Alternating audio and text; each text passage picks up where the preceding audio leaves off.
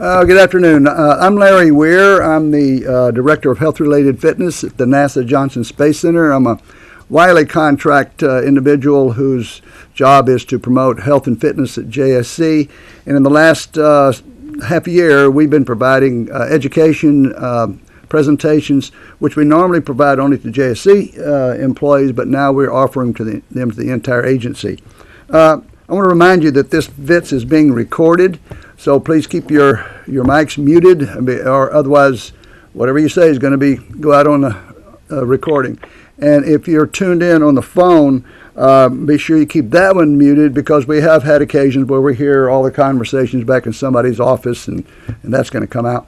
And if you have to leave your phone for some reason, they ask that you actually turn the phone off or hang up before you leave to come back.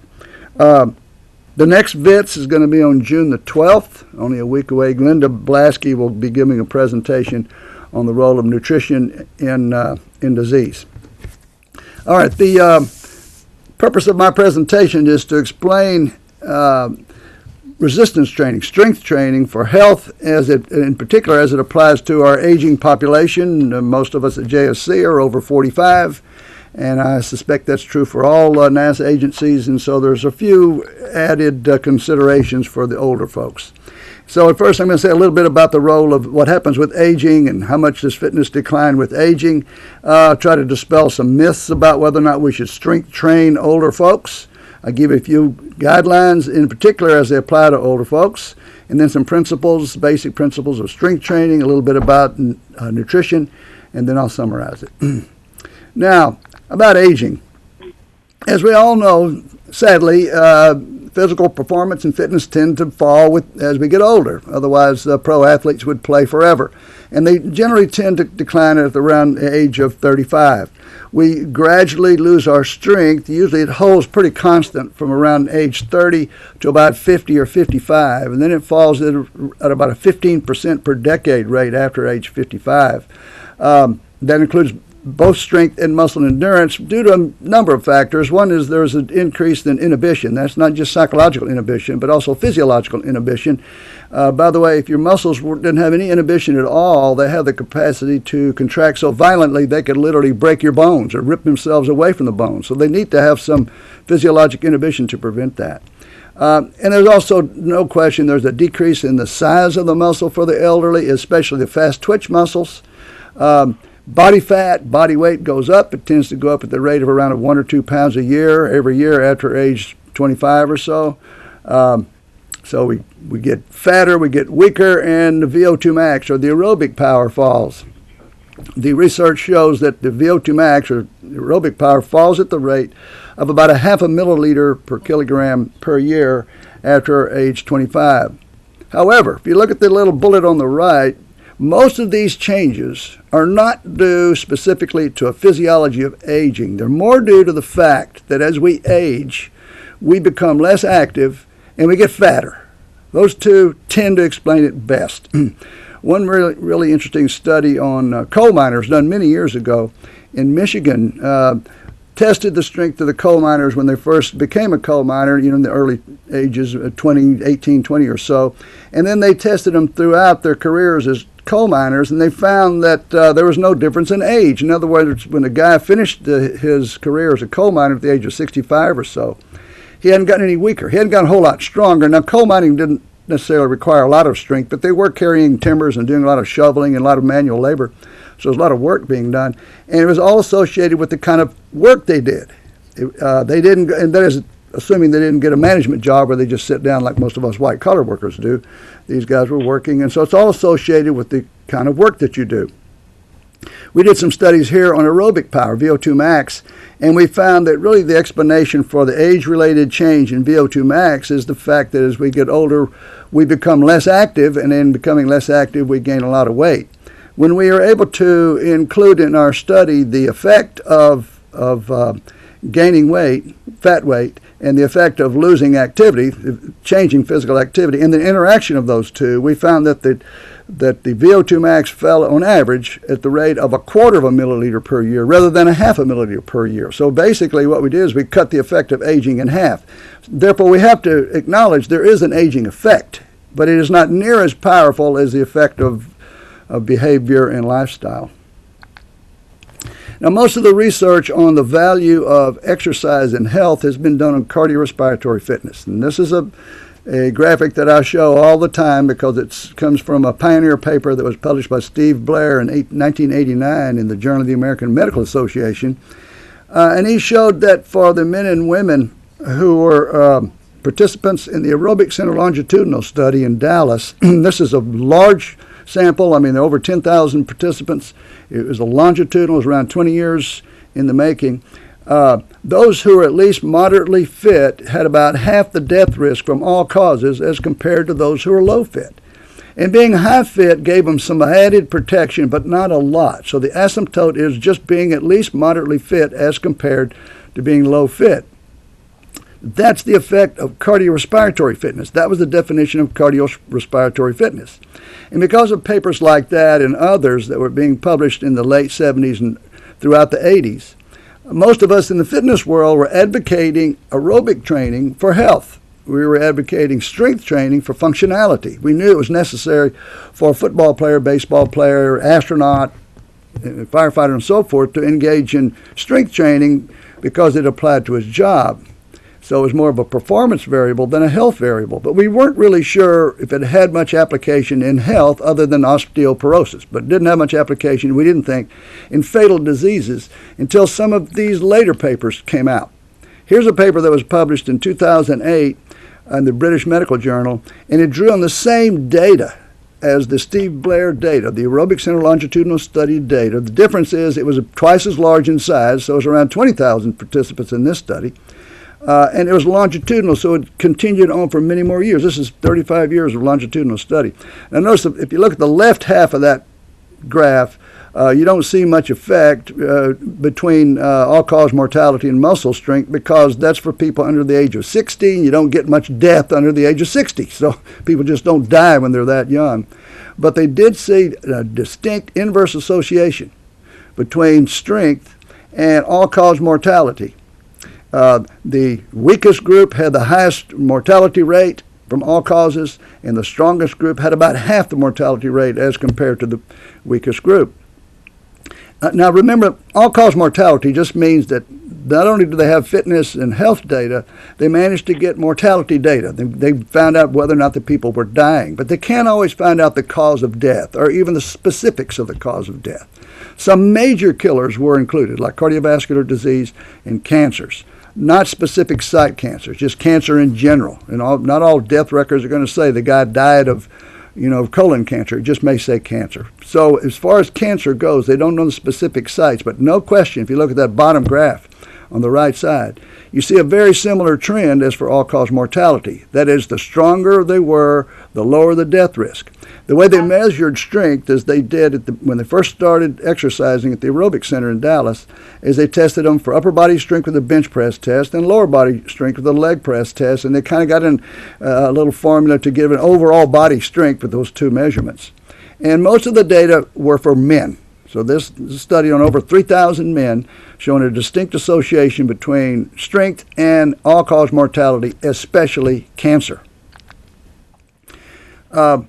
Now, when you train anybody for strength, you hope that they get strong and you would like to see them lose weight. But very often people get in the weight room, they will get stronger, those who are doing strength training. But they're still, if they're overweight, they're still going to be fat. They're not, unless they're engaged in a lot of aerobic exercise, they don't lose much fat weight. This graphic shows the association between strength and fatness and cancer mortality. Now, the left half is a graphic of the men who are normal weight. That is, they have a body mass index between 18.5 and 24.9, which we define as being normal weight. And you'll see that those with the highest cancer risk on that left side are the weakest ones. And they have roughly half the risk for those that are strong but normal weight as compared to the weak normal weight. The highest risk is for the fat guys, the guys with a body mass index over 25. That's the definition of overweight. And the weak fat guy has the highest death risk from cancer. But notice that those that have at least moderate or high strength don't have any better protection. Being high strength doesn't give you any better protection against cancer, and the risk is close to the same as for a moderate strength guy who is also normal weight. So the good news is you can still get some protection. You like to see the guy lose weight, yes. You like to see some protection against other diseases, but you can still get 50% drop is a big drop, significant improvement against protection from cancer just by getting the guy, even if he's overweight, to get stronger. If you go in the exercise room, anywhere you go, you're going to find two classes of folks in there. That's the aerobic exercisers and the weightlifters. And it's hard to get them to cross the room. I do it all the time.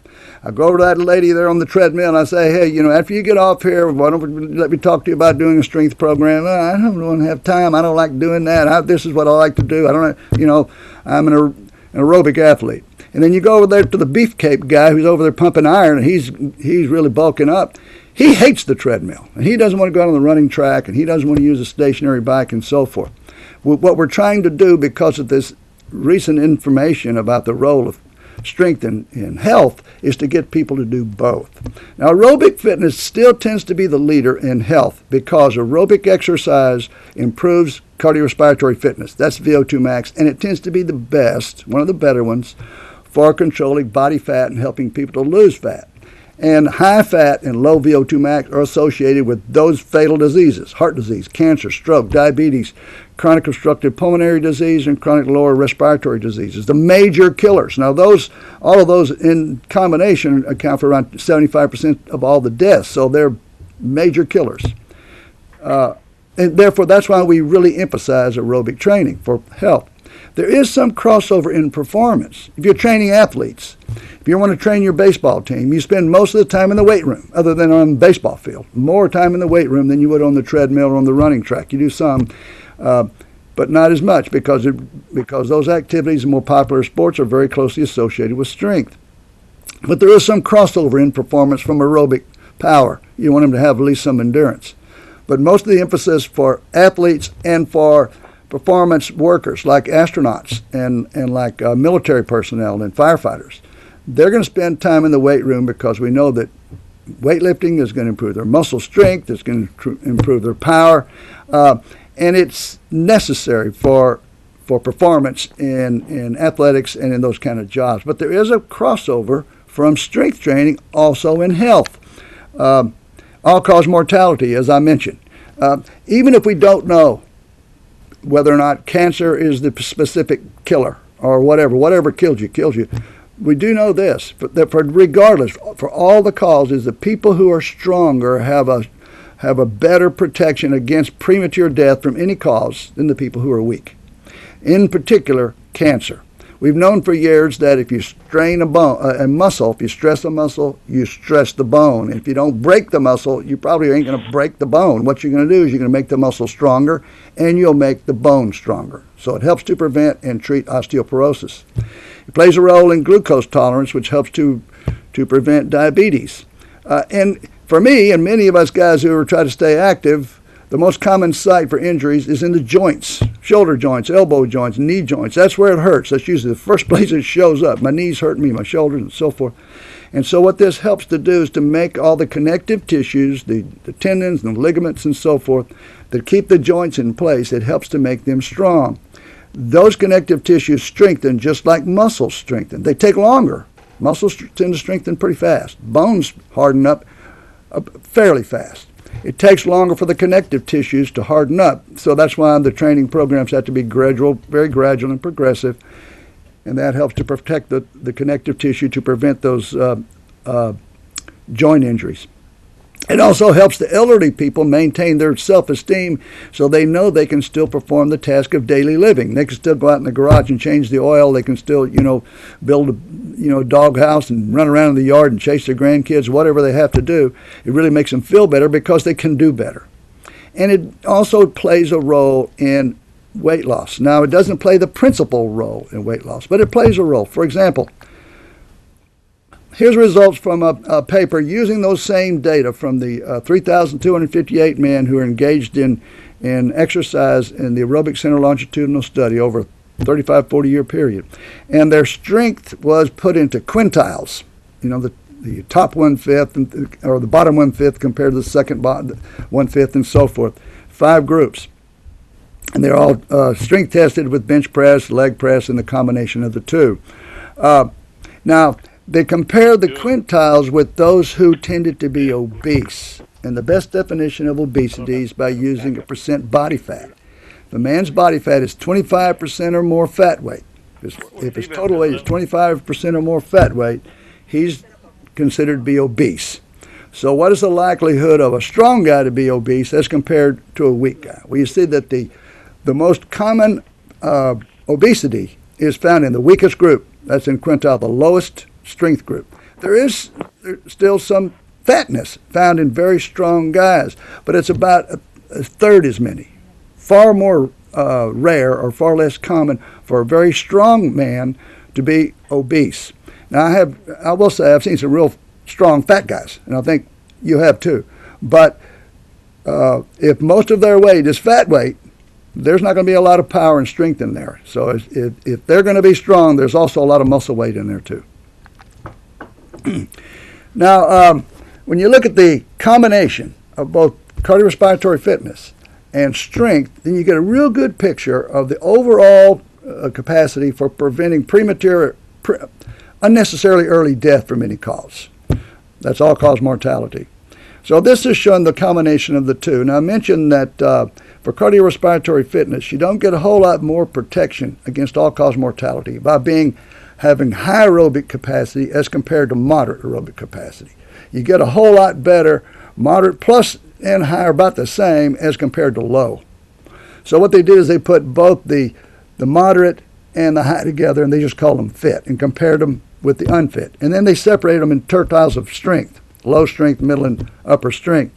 And you see those with the highest all-cause death risk were the low aerobic fitness and weak. That's that long, tall, light purple column on the left there, the long, tall one. And even if the person was weak, if he was fit, aerobically fit, he only had about half the risk. But the best protection is those two columns on the right. Notice that those two pairs of columns are almost identical in risk. There's not much difference in being moderately strong and very strong and moderately fit, aerobically fit, and very aerobically fit. You get about the same protection by at least reaching that asymptote, that plateau of maintaining decent strength and decent aerobic fitness for reducing the risk for all-cause mortality. So your best bet is that middle group there. Moderately strong or moderately aerobically fit gives you about a third the risk of premature death from all-cause mortality as compared to being weak and unfit. Now, way back in the day when I first started working in this field, many years ago, by the way, I've been at JSC almost 30 years, so it's been a while, but many of you guys listening probably remember some of these things. We were warned against training the elderly in strength training because we were afraid we were going to break them. We were going to kill them. We were going to hurt them. We were scared to death of old people. And the definition of old people was over age 45, by the way. So that's pretty much everybody. We could strength train, the young studs, but we couldn't do that with the old folks. And for a couple of reasons. One is we'd hurt them and they'd quit. That's one of the main things. We'd run them off anyway. We'd give them aerobic training. But a number of studies, I'm just citing 2 here, showed that really the injuries and the pain that was suffered was in the early parts of the programs. They were given a 1 repetition max test. If you've ever taken a 1 repetition max test, you know it's pretty hard. They were giving these old folks some tests, and these are people in average age is about 75. They were really hard, and their muscles weren't really prepared for it. And so the pain they were feeling was right at the early part. Later on, when they recovered from that and they were able to strength train them, they really had no more pain. And they're able to adhere, and they didn't drop out. So the dropouts occurred early due to those early injuries. We've since corrected that. We use submaximal 1 repetition max test nowadays. So we see substantial improvements in strength and no dropout, and only early on pain for the elderly in the strength training programs. Now the other myth is that after about age 60, you can get a man or a woman to get stronger, but they won't get bigger.